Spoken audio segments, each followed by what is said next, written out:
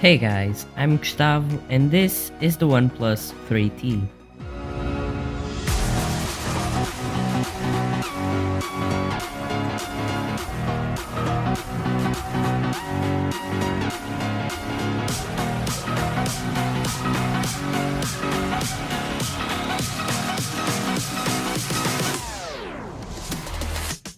Specs wise, it's a really solid device, which is no surprise since it's supposed to be a flagship phone. Its performance is great. The Snapdragon 821 inside and its 6GB of RAM make it super fast, and Oxygen OS doesn't disappoint. It is really similar to stock Android, but with some nice added features like the screen off gestures, the 3-finger screenshot and the long screenshot.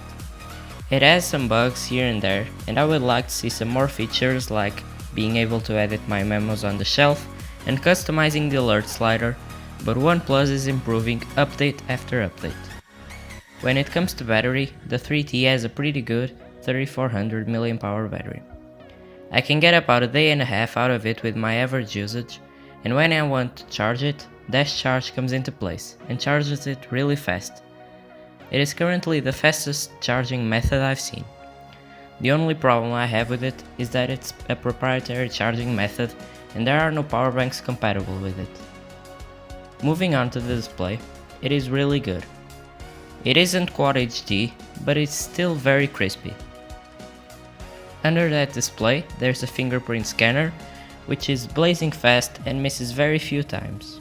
On top of the display, there's a camera with a 16-megapixel sensor from Samsung that is great for selfies and catches a lot of the details.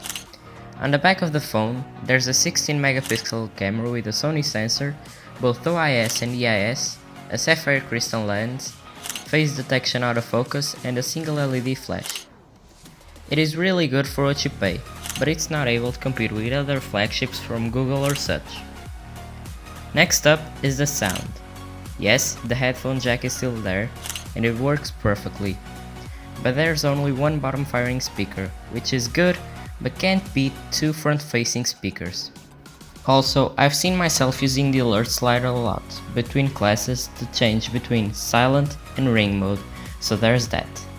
Finally, let's talk about the build quality. The metal build is really solid and feels great in the hand, but I eventually threw a skin on it to mimic its new color, Midnight Black, which looks awesome. Besides that, there's that camera hump on the back, which is not one of my favorite things, but it can be fixed with a case, so that's not a big deal. So, is this the right phone for everyone?